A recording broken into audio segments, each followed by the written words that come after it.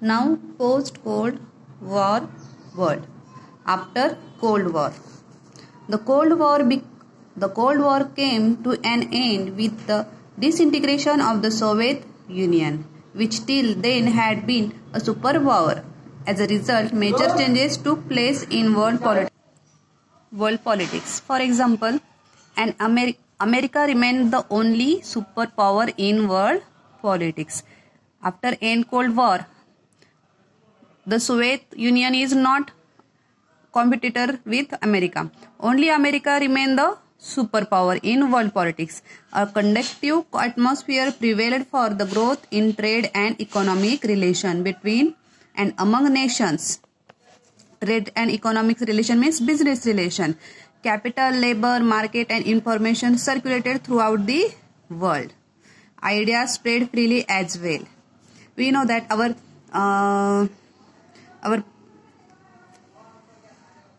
relative, our brother, cousin, sister means a person from one country is go to another country for their trade relation, for job.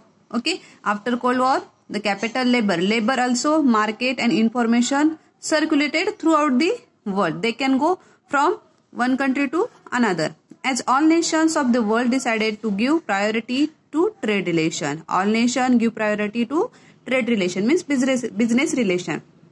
The idea of giving aid to other nations fell behind.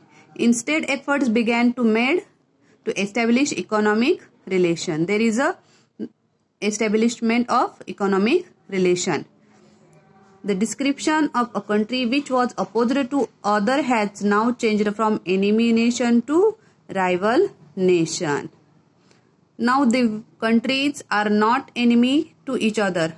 They are not enemy. They are not enemy nation. They are rival nation. Rival means competitor. They are competitor to each other. The responsibility of the United Nations has increased. The United Nations now had to take more concrete steps to maintain global peace and security. The responsibility of United Nations is increased, that is to maintain global peace and security. Environmental protection, fostering of human rights, gender equality and the management of nature calamities now acquired a global dimension. Okay, next, what is globalization? You know the word, the globalization.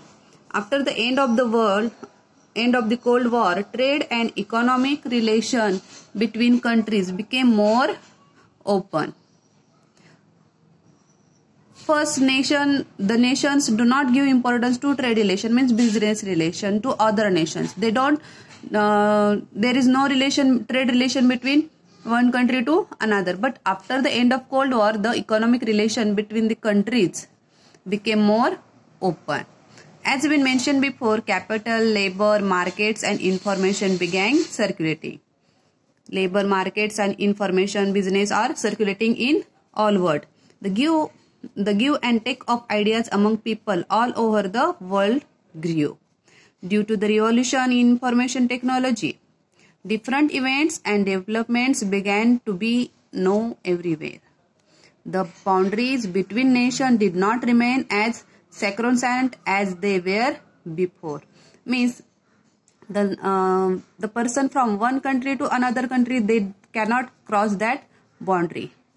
But now the boundaries are not sacrosanct means strict. The boundaries were not strict as before. All these processes are together called globalization. Just as globalization has brought us benefits, it has also caused losses. If there is a benefits of, but there is also losses of globalization. For example, as economics of different countries got linked with each other, trade increased, economic unification grew, plenty of products became available in the markets. This is the benefits of globalization.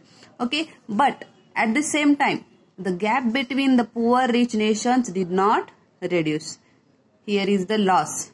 The gap between the poor and rich nation did not reduce. Means the poor countries remains poor and the rich nations became rich.